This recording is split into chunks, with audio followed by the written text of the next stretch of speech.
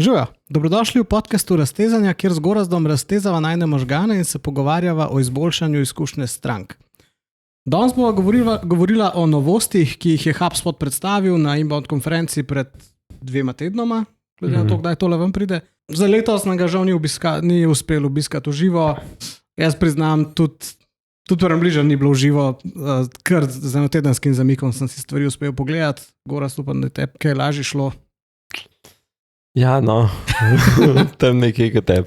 Ok, ampak novosti so definitivno zanimive, po mojem tudi za unek, niste uporabniki HubSpota, vsaj en del stvari vidimo, kam HubSpot pelje to customer experience pa CRM industrijo.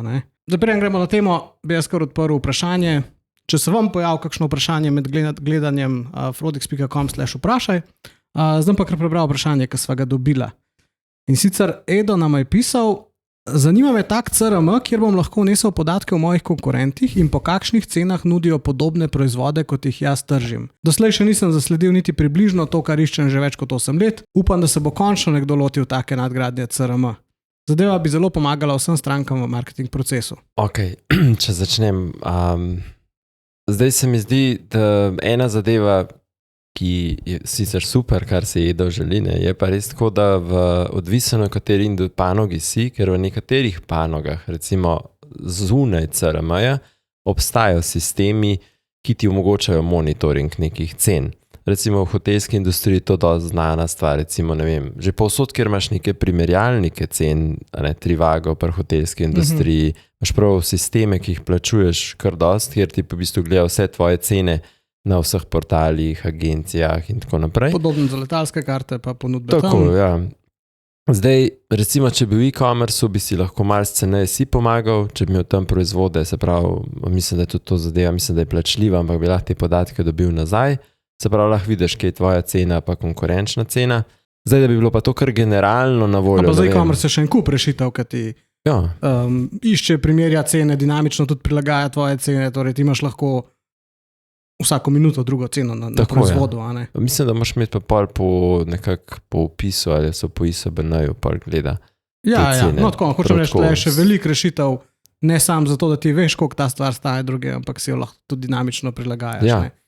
Zdaj, če imaš pa neko storitev, je pa pol malo težje. Zdaj, recimo, da bi CRM uporabljal tudi za neke storitve, potem bi pa v tem primeru, zdaj tudi danes bo govorila o nekih teh naprednih orodjih ali pa nadgradnjah, ki jih recimo tudi HubSpot ima, in ena zadeva je, ki ti pomaga raziskati konkurenco. Ne zdaj točno, po koliko nekaj prodaja, ampak bolj kakšen USP imajo, se pravi, kakšen nagovor, na katere, kakšno rešitev predstavljajo, se pravi, da se znaš nekako pobenchmarkati stranko, kje si v redu, kje nisi. In mogoče ti to malo pomaga, pol tudi oblikovati, če pa za cene storitev sam pogledaš, bi se lahko tega lotil. Drugače pa mislim, da je preveč generalen CRM, da bi imel že v osnovi to komponento noter, lahko pa pripelješ od nekje podatek. Kaj ti misliš? Ja, jaz 1 let nazaj bi rekel, to so pač neka druga orodja ali pa neki drugi sistemi. In tudi v gradbeništvu vem, da imaš torej, agencijo ali podjetje, ki se ukvarja s tem, da spremlja cene v gradbeništvu in vse to. Torej so industrije, kjer to je, ampak bi rekel, to ni del CRM-ja. Ampak to, kar se bomo pa danes pogovarjala, je pa v bistvu bi lahko torej nek competitive research agent s pomočjo AI-ja pač preveril tudi, pobrska spletno stran konkurenta in pogleda, kakšne so tam cene, in naredi nekaj iz tega. Pa se bomo prišli do agentov.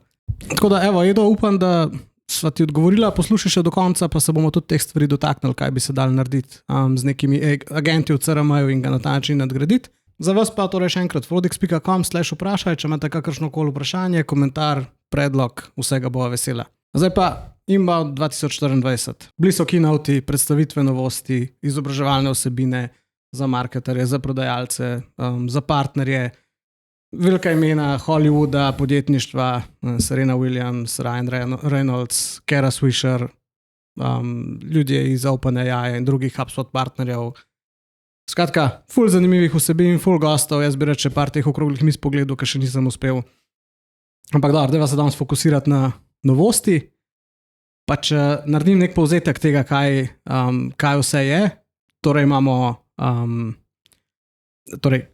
HubSpot je svoj AI del poimenoval Breeze, en kup hecov je bilo potem na to, da spustimo malo vetra noter in tako.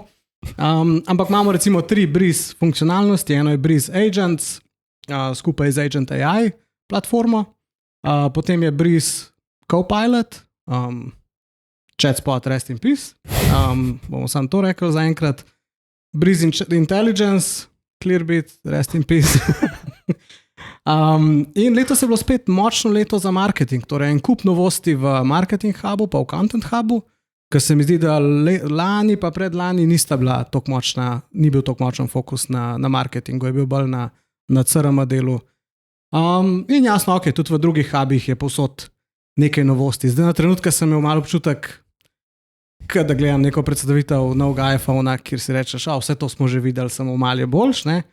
Ker ene stvari so pač prihajale, ne vem, že zadnje pol leta ven, pa so jih zdaj zapakirali v produkt ali pa predstavili, ampak se je razumljivo. To je pač njihova največja konferenca, največ ljudi vidi te predstavitve, niso vsi taki, ki spremljajo res product release praktično sprot večino časa in tam imajo veliko oči, tam morajo vse povedati, tudi tiste stvari, ki so bile mogoče 2 meseca nazaj novost. Ne. Za Gorazd jaz predlagam, da greva čez vse te novosti, pa bi jaz štartal kar od konca, ker se mi zdi, da te funkcionalnosti po hubih bova hitro predelala, pa se pa pustiva malo več, pa se o Breezu pogovarjava. Breeze.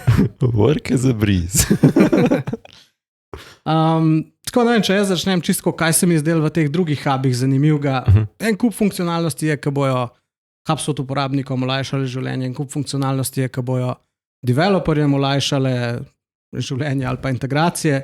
Ena taka so gotovo te app cards, torej to je v bistvu po mojem nadgradnja CRM kardov, torej to, kar smo lahko v zadnjem času ali pa v zadnjem letu, večino časa obeti, ampak ok, delali nove CRM karde, ki niso več samo v sidebaru, ampak tudi na sredini noter prepeljali podatke iz HubSpota in iz integracij.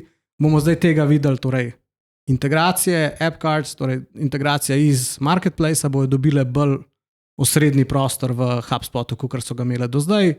In to se mi zdi super. Torej, gremo v to mantro, there's an app for that, ne? HubSpot že zadnjih par let full stav na svoj marketplace, kar sicer včasih pol pomeni, da pač neko funkcionalnost zanalaš, malo izpustijo, ker je nek močen partner tam, hitro pa pol pač cena narašča, ker moš ti kupiti HubSpot plus še rešitve od tistega partnerja. Ne? Ampak je pa zagotovo zaradi tega mogoče močnejša rešitev.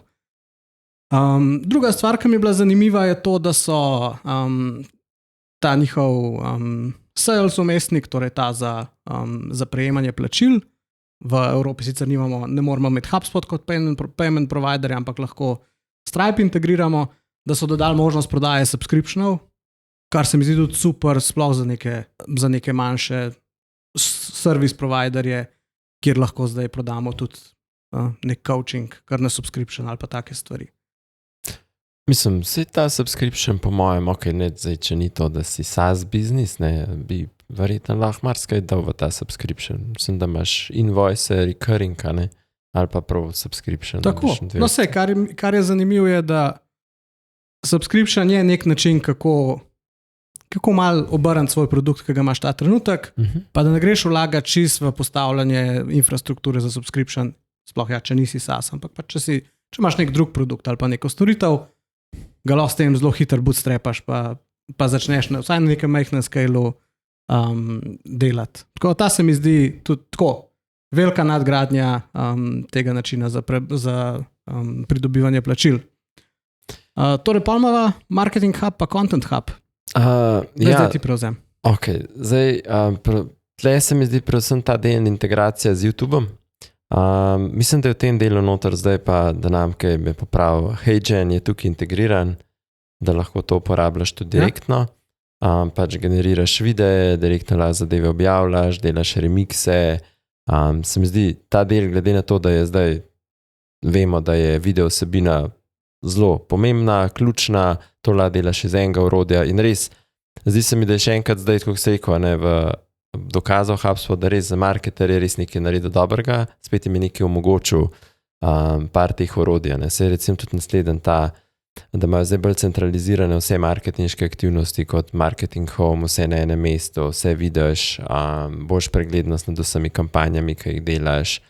Ne, to so same take stvari, ki jih rabiš, da se lahko hitro odločaš kot marketer, da hitro delaš. Pa se mi zdi, ta analitika je bila predstavljena kot en upgrade, pač se mi zdi, da je to zelo pomembno, ker zelo hitro dobiš vse te uporabne informacije, boljše so SMS-i, to treba še malo videti, da veš nekaj, kaj so predstavljeni, pa v Evropo. Nimamo mi na voljo, ja. Tako da. Pa SMS-ih je ta minus. Pa so te dinamični obrazci, tega se strmal še pol dotaknila kasneje. Ampak predvsem ideja gre v tem smislu, da ne rabiš izpolnjevati več long formov in se del že kar v bistvu izpolne iz podatkov, ki jih recimo imaš ti na voljo, oziroma vsaj tako, ko je predstavljen v Ameriki, se pač iz podatkov, ki jih pač imajo na voljo o tebi na platformi, in ne vem, če si opisal e-mail, mogoče naslova sploh ne rabiš opisati, pa te pa vprašajo samo še za telefonsko številko. Tako da res pa je veliko hitreje priješ do podatkov, če vemo, če so forme krajše, konverzija ponovadi bistveno boljša. Ne? Je pa malo ta creepy občutek, da so pisal mail, pa vse v redu, vemo ostalo. Ja, mislim, je ta progressive profiling na steroidih v resnici, ne? Ja. No, vsega že zdaj delamo tudi pri nas, ampak to, da bi ga delal na podatkih nekje drugih, je pa tako advanced. Ja. Ne, to, kar si rekel, integracija z YouTubeom pa s HeyGenom, en kup stvari, ki sva jih v tiste epizodi o orodjih navedla kot neka orodja, so v bistvu zdaj kar v HubSpotu.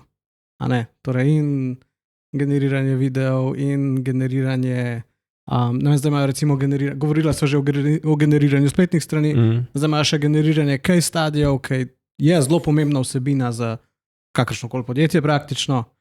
Pa ta content remix, ki sva ga tudi že omenjala, ki ima zdaj zraven torej še video remix, torej mi bova štartala z najne epizode in bova dobila še blog, pa shortse že narejene. To mora definitivno sprobati. Se hote reči, da kaj to ne probava. Ker še nismo imeli časa. Ne, 100 epizoda. Kar bi še izpostavil, da je cool, je ta Google Enhanced Conversions, torej da se tudi pomikamo v ta del pridobivanja leadov ali pa pridobivanja sploh nekih potencialnih, da bi prišli na našo spletno stran. Tle je dobro, da imamo lahko več vpliva na to, torej da lahko trigiramo personalizirane evente v AdWordsu. Ok, skratka, ja, močno leto za Marketing Hub pa Content Hub. Zdaj pa, če greva kar počas na Breeze. Nek jingle pravi. Skratka, Breeze je vse, kar je podprto z AI-om, se zdaj imenuje Breeze. Torej imamo Breeze Intelligence, Breeze Agents, Breeze Copilot. Tako kot je pač Microsoft vse, kar dela z AI-om, je poimenoval Copilot. Tako je pač HubSpot šel v Breeze. In se mi zdi super, ker se res tako iz dneva v dan ali pa iz tedna v teden, ko uporabljamo HubSpot, ga vidimo na več mestih. In se mi zdi, da je to ta pravi način neke sodobne platforme, ki si želi, da je AI del, pač osrednji del tega ali pa ves čas na voljo. Sej, mogoče greva kar konkretno, da ne ovinkarva. Torej, prva stvar je Breeze Intelligence. Torej, HubSpot je koliko časa nazaj, več kot leto dni kupil Clearbit. Torej, eno največjih podjetij na svetu za data enrichment. Torej, ne samo enrichment, ampak tudi predikcijo nekih intentov. In to je zdaj vse na voljo v HubSpotu. Ja, ta del, predvsem je Breeze Intelligence res ključena, ta buyer intent funkcionalnost, se mi zdi. To je res neka napredna zadeva. Sej imamo v B2C, recimo v nekih modelih, pa drugih sistemih, sva že dostakrat govorila predict, da bo ta likely to buy nekaj. Zdaj si predstavljaš pa v nekem daljšem ciklu, B2B, ki so taki dolgi procesi in zdaj ti veš, zdaj s katerimi se ukvarjaš, kako imaš ta buyer intent, podatek, da zdaj ta je pa bistveno bliže, na podlagi vseh nekih podatkov, ki so izven tebe tudi dostopni, ne vem, kaj ta oseba lahko vse delala ali pa to podjetje, in veš, s tem se moram pa zdaj ukvarjati. In če imaš ta prav produkt, če boš v tistem trenutku znal na ta prav način nagovoriti, si imel pač nek odnos zgrajen že, je to bistveno večja verjetnost, da boš takrat nekaj dosegel. Zdaj, tukaj se mi poraja eno vprašanje. Imava 3 podjetja, ki v podobno stvar prodajo in vsa 3 dobijo, da je ta zelo aktualen, da bo nekaj kupil. Pa je verjeten, pač bodo vsa nekaj za to naredila, da ga dobijo. Ali misliš, da... Ampak zdaj, imajo vsa to orodje na voljo, ne? Ne, če bi vse 3 uporabljala HubSpot. Ja, vsi 3 ga dobijo. Okay. Ne, meni je drugače zanimivo, kako to dela. Mi smo se že par let nazaj smo se ukvarjali, deloma smo Clearbit testirali, deloma pa enega konkurenta, ki se je prav z intentom ukvarjal, Bombora. Tako, to res deluje na večjih strankah, kjer lahko ti po IP-ju veš, iz kjerega podjetja je nekdo, ampak z vsemi temi partnerstvi, ki jih imajo, mora biti torej tvoj posel malo večji, še boljše, če ni samo vezan na Slovenijo.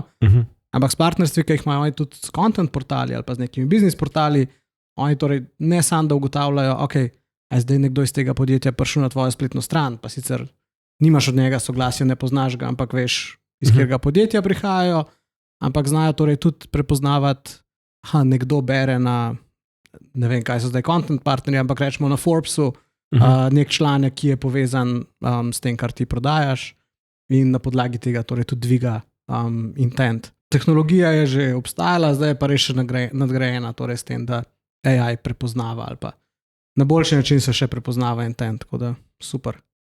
Zdaj ima pa še Breeze Copilot in Breeze Agents.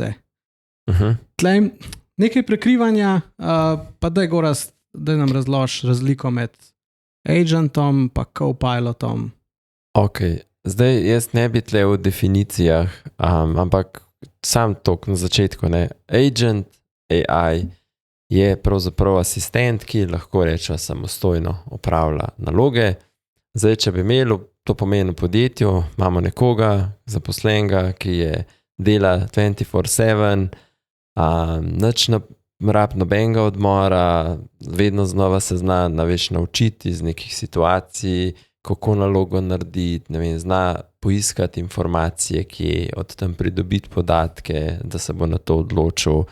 Se pravi, če pride spet do neke ovire, spet zna naprej iti, zdaj moram pa to narediti in gre še tja pridobiti neke podatke oziroma zna koračno rešiti eno stvar.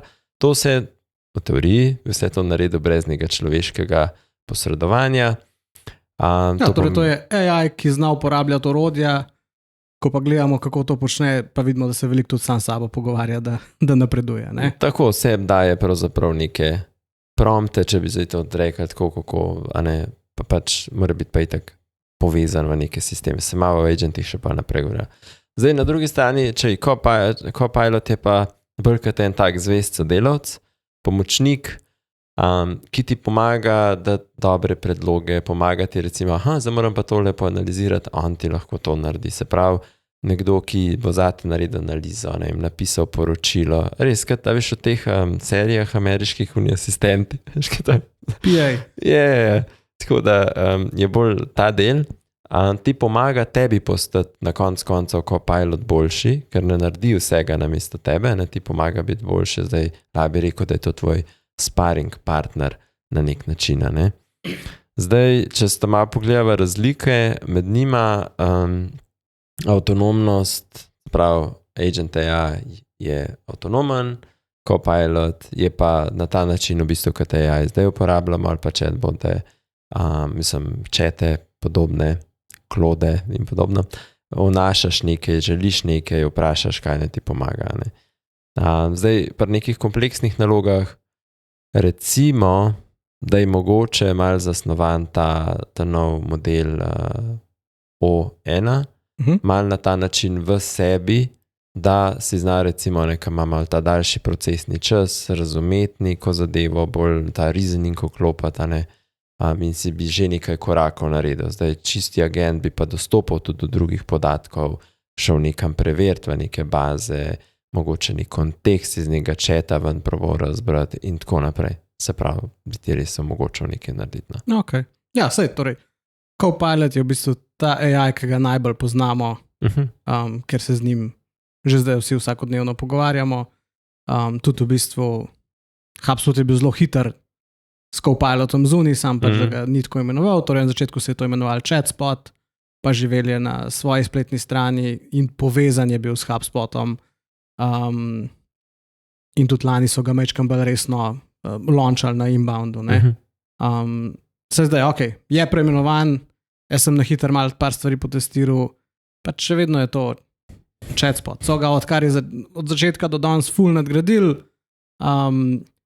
še vedno se ti pa zgodi, da probaš neko stvar iz HubSpota dobiti, do katere zaenkrat še ne more dostopati. Ampak ja, ima pa neko vrednost.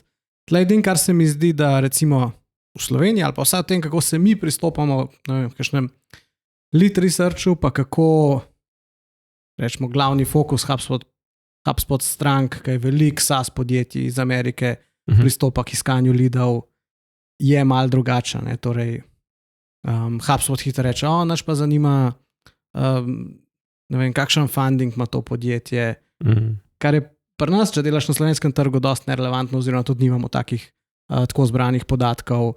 Tudi, če nisi ravno nek SaaS, te ne zanima nujno teh stack od nekoga, kjer je domene, vse take stvari. En del se mi zdi, da je pač tudi malo razlika v tem, kdo je primarni kupec HubSpota, za UNE je še nekaj več narejeno. To je res, ja. Ampak če bi zdaj ta za Copilot pogledal, ne vem, kje bi ti pa vsem lahko danes pomagal, je pa recimo, ne vem, pripraviš nek offer, neko ponudbo, bi ti znal svetovati recimo, ne vem, kaj glede na preteklo interakcijo vključiti v neko ponudbo, katere storitve, ne, to bi že ti recimo... Ja, ne, nakup mest je že integriran, ja.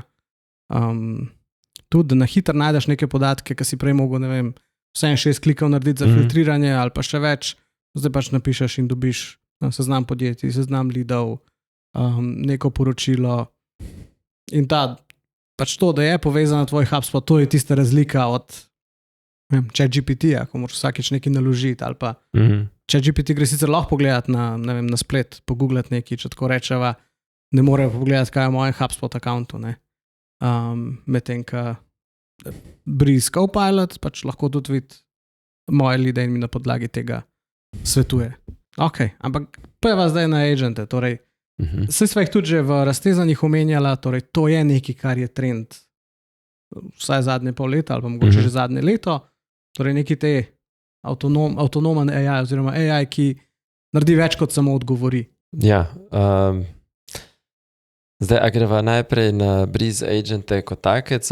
Ja, te, ko obstajajo, pa greva pol agent AI, ki je zanimiv koncept.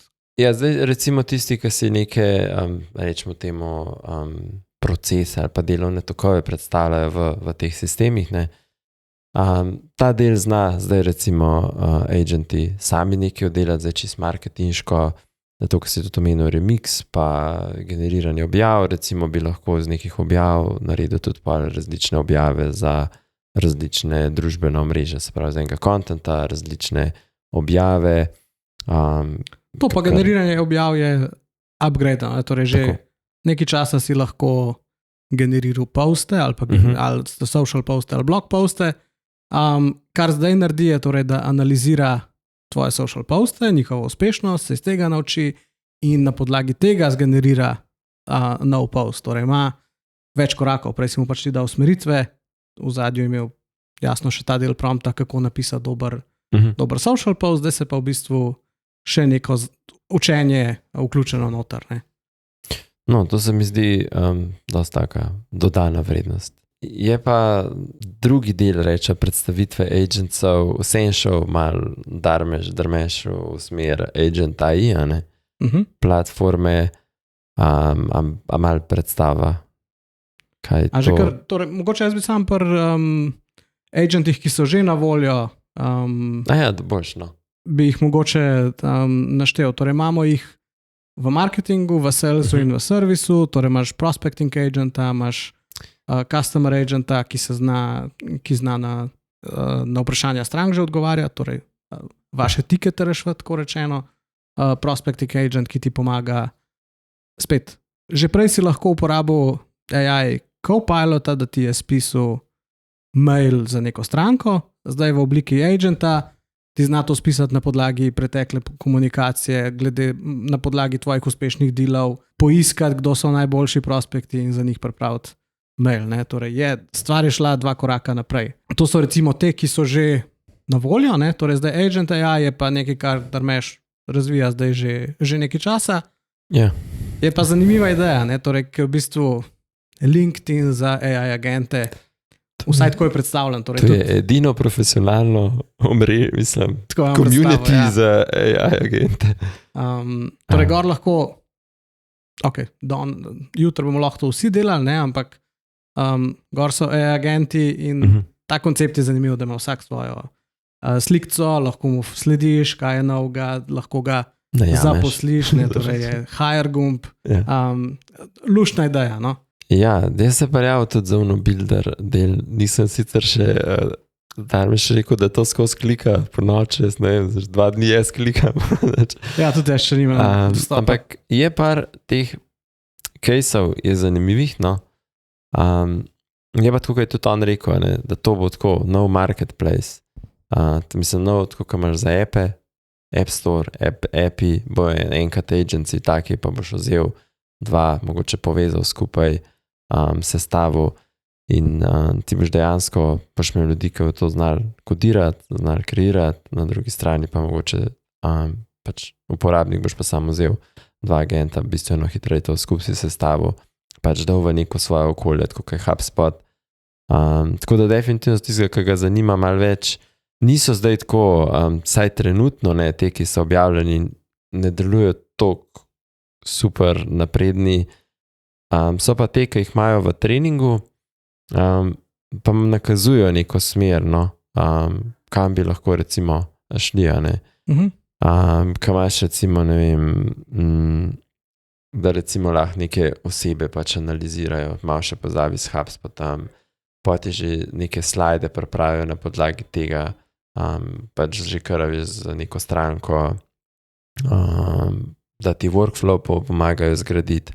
Tako se mi zdi, itak je ful vezan na HubSpot, ampak vedno, če v te stvari bo tako postale pol agenti v HubSpotu in če tukaj malo vidiš, kaj so neke stvari, vedno bolj bo to, da boš lahko si tudi v HubSpotu veliko stvari pomagal zgraditi, že tako koš administrator, s tem, da boš recimo deployal nove agente, pa vse te stvari, tako da pa res dobiš neko super orodje, no. No, tako je. V bistvu to, kar smo zdaj v HubSpotu automation gradili, na podoben način bomo lahko uporabljali agente ali pa gradili agente. Sej, na hitro je Dharmesh pokazal, kako izgleda agent builder. Pač enako jih z blokov zgradiš, skozi kakšen proces mora nek agenti, da doseže svoj cilj.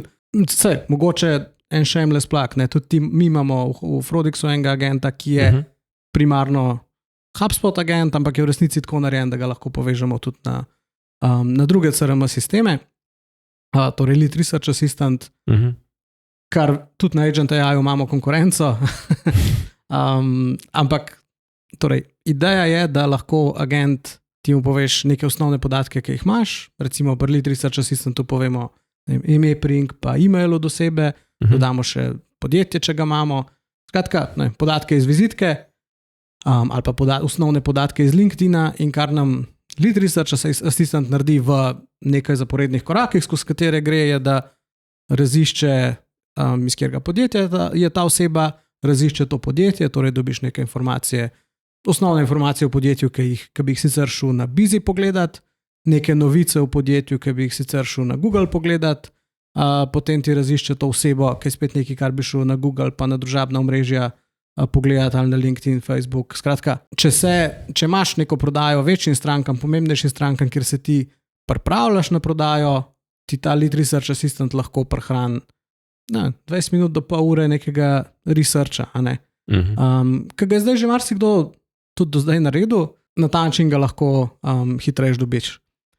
Jaz sem to že v raztezanjih govoril, na Agent AI sem se s tem meme makerjem igral, in je zelo tako hit or miss, torej včasih so stvari ful smešne, včasih so pa zelo nesmešne, pa že zaradi tega pol ratajo smešne.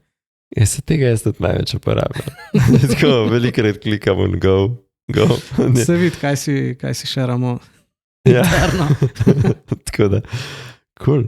Ne, drugače zanimivo je, ker so res, meni je zanimivo, ker so zelo fokusirano postavljene, torej imamo, ne vem, recimo, ful jih je za spletno stran izboljšati, ne, pa je webpage copy editor, pa je potem pricing page analyzer, pa landing page analyzer, pa SEO content optimizer, skratka, en kup jih je, kjer ti vsak en del naredi. Zdaj, tako kot je Drmeš rekel, agenti se lahko povezujejo in pa boš naredil enega, ki ti bo landing page cel spedenal, od SEO-ta do kopija do tega, kaj imaš mogoče v pricing modelu narobe.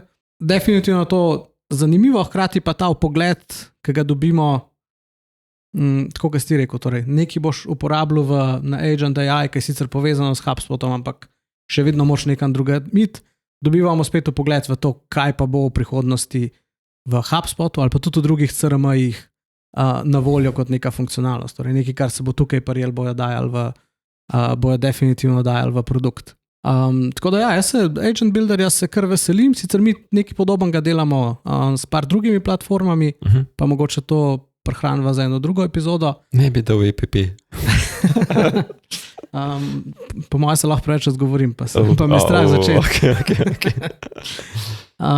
Ne, ampak torej, agenti so, tako kot sem že prej rekel, so nek trend, skozi več jih je.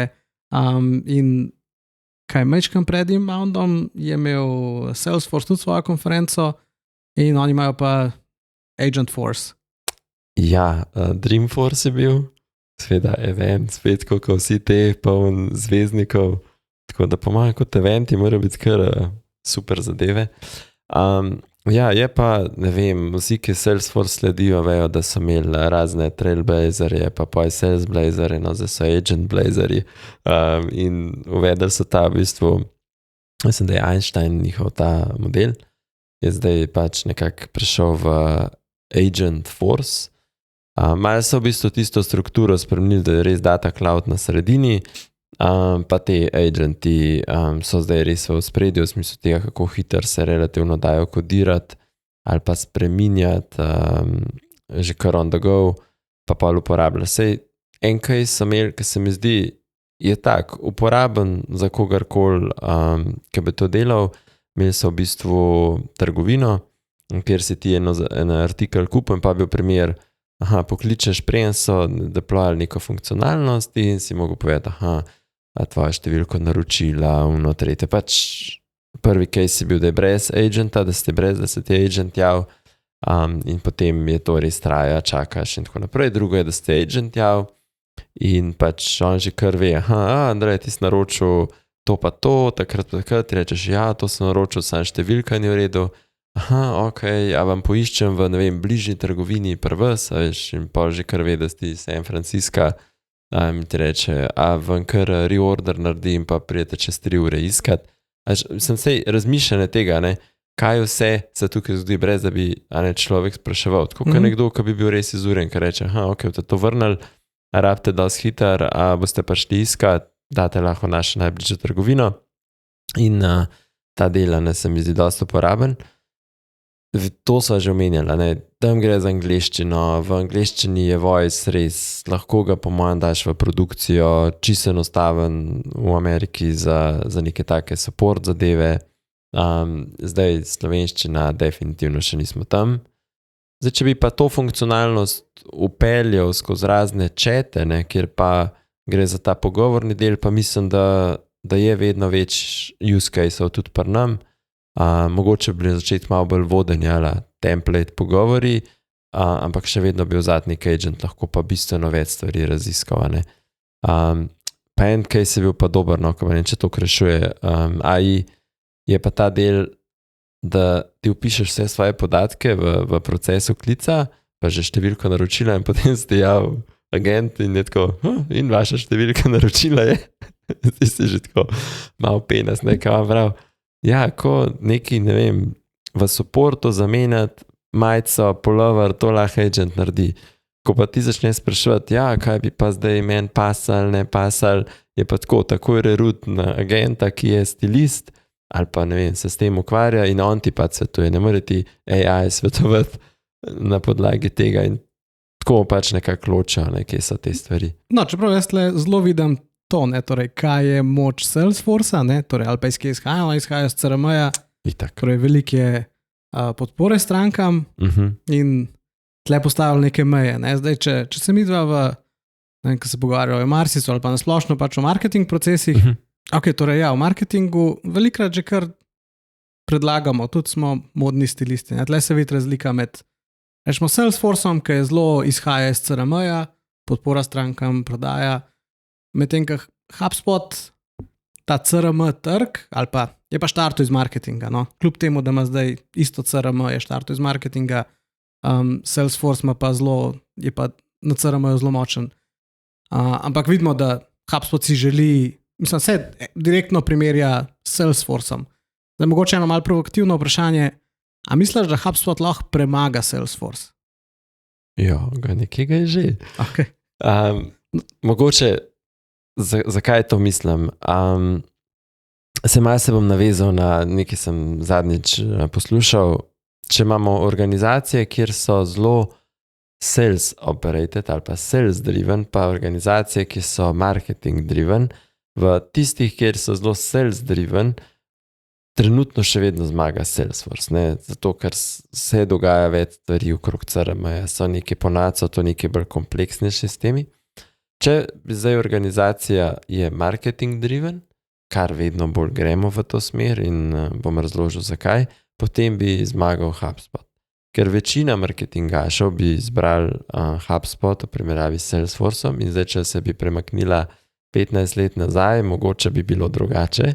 Danes pa mislim, da veš ta del, ki HubSpot kot marketerju ti da ogromno nekih orodij. Ti imaš občutek, da daje tebi neko vrednost tudi kot človeku. Se mi zdi tam na Salesforceu je pa to glomazna zadeva, da ti veš, da se vse da narediti, ampak tebi kot tako ne daje nobene dodane vrednosti. Je pa neka verjetno kompleksna organizacija ali Philips, pa se pa ve, da mi bomo lahko vse tukaj pokrili, od naših pametnih svetil do proizvodne, ker je dejansko tako huge zadeva. Se mi pa zdi, da če smo prej govorili o buyer intentu, tudi v B2B procesih, v CRM procesih, vse te zadeve, ki se pa dogajajo, ki se tudi marketing in prodaja ali pa sales vedno bolj prepleta. Se pravi, tukaj pa se mi zdi, da ima boljša izhodišča HubSpot, ker je bolj to povezan, centralizirano, malo bolj vse skupaj, tudi bolje intuitivno. In zdaj, če rečeva, da so oni veliki sistemi, so na Salesforceu, tudi Salesforce, jaz mislim, da kar očitno stavno ogromne sisteme, tudi vedno predstavlja neke zelo kompleksne organizacije. HubSpot je na tem valu teh manjših, ki izrastajo, pa zdaj ne bomo mislili manjše v Sloveniji, to so manjše 100-milijonske podjetja, ampak dejansko te, ki skalajo do pol milijarde, nekje milijarda podjetja, začnejo ponavljati z manjšimi timi, z manj procesi, želijo biti bolj agilna in tukaj je boljši fit, če zdaj te da primerjajo definitivno HubSpot. No. Če tam pogledava, če smo paralelo, veš, v e-commerceu imaš neke velike sisteme za commerce, pa je Shopify v bistvu polno vse une, ki so bili najprej enostavni, zdaj začel delati neke kompleksne zadeve za tudi une. Ja, različni enterprise, kljub temu, da so vsi večmilijonska podjetja ali pa 100-milijonska podjetja, imajo lahko drugačno kulturo, drugačno organizacijo in drugačno orodje tudi fita. Ne?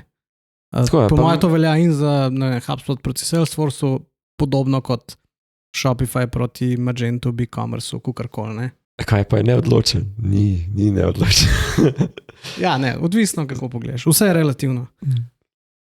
Ja, mi da so bolj iz marketing vidika, tako da bo rekla HubSpot. Ima potencial. Ja, ne, se strinjam. Dober pogled, no. Jaz mislim, da so naredili en dober uvod v jesen dogodkov. Ja, nekako niso več v kratkih hlačah, to je zdaj ta zdaj. Ampak zdaj se začnejo te v bistvu veliki konference, iz katerih kakšno bova tudi še pokrila, verjetno tudi kakšne stvari, kot take zanimivosti. Tako da, če pa vmes tudi spremljate kakšne konference, pa sem pojavil kakšno vprašanje, kjer bi mi dva lahko zelo konkretno kakšno zadevo odgovorila, ali pa imate mogoče kakšno, ne vem, tezo tudi o tem, kar so se mi danes pogovarjala o HubSpotu, pa mogoče tudi HubSpot versus Salesforce, naj jo pa kar vprašajte.